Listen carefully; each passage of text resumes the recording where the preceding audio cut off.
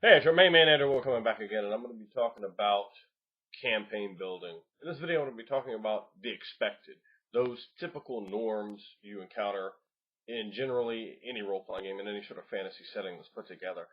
And the fact that if you go against even just one of them, if you change it and take it and make it something different, that you can really reap a great reward in making the campaign world unique and individual. And you really want to do that. There's no point in just producing another version of Forgotten Realms or another version of Dragonlance or just sort of a generic, bland campaign world. You're not going to really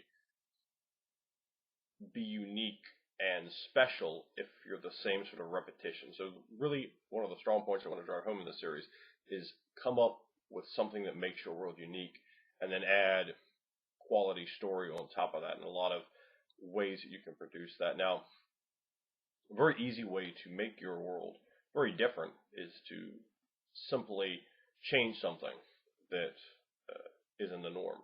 Perhaps the sun isn't just a sun like we have suns here. Perhaps you have multiple suns, or your suns are in themselves something completely different. Your suns perhaps rotate around your worlds, as was thought in many classical mythologies. You might not have any stars, there might not be any other planets. The prime material is this one place. You may not have seasons. Perhaps you have two seasons. Perhaps seasons last for years, or a general place has the exact same temperature within maybe 8 degrees forever, but always has the same temperature.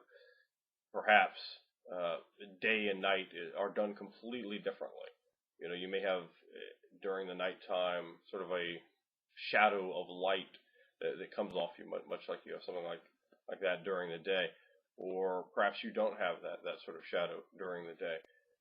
You might not want to use weeks. You might want to set up your calendar completely different and run it off a different number of days for your calendar cycle. For maybe not use years, use another counting system. All of a sudden, it's like, oh, how many years am I? Well, it calculates out. Okay, you're 907 cycles. That's how many places you are. Or it may go the other way and cycle is more like 2.37 years, as opposed to being something that's short on the shorthand.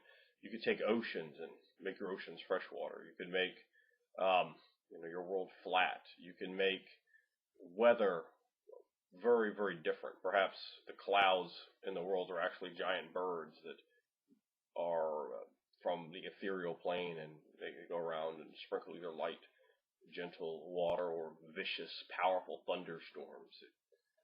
The amount of oxygen may be different in your world, and thus produce different sort of races. You may have no sort of scientific norms at all, and that's something that's really important to go over. You do not need to apply science. You're not running a science fact type of game.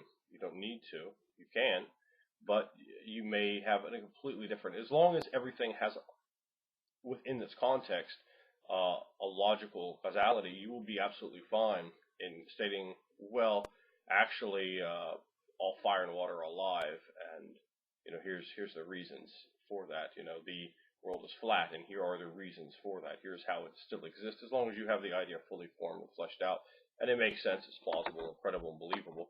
It'll come across that way to the players, and that is really all that matters. Is that they can buy it, they can buy into it, and they can continue to promote that and sell it, and to immerse themselves into that game.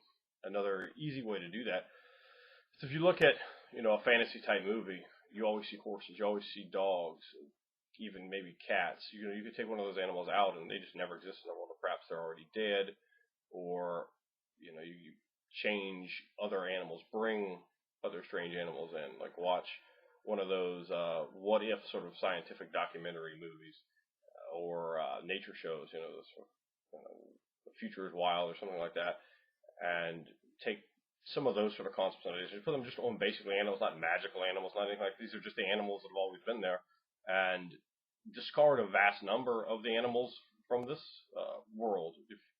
One of the things that I think is a failure typically in a D&D world is, well, we have all the normal animals we have in our world, but these other billion races, there's like a zillion different sentient races, but we don't have a single additional kind of cat in this world, or a whole another form of animal, it's pretty much all the same. Maybe you have like big spiders and big lizards and big centipedes, and that's about it that the D&D book is typically going to offer you in terms of animals.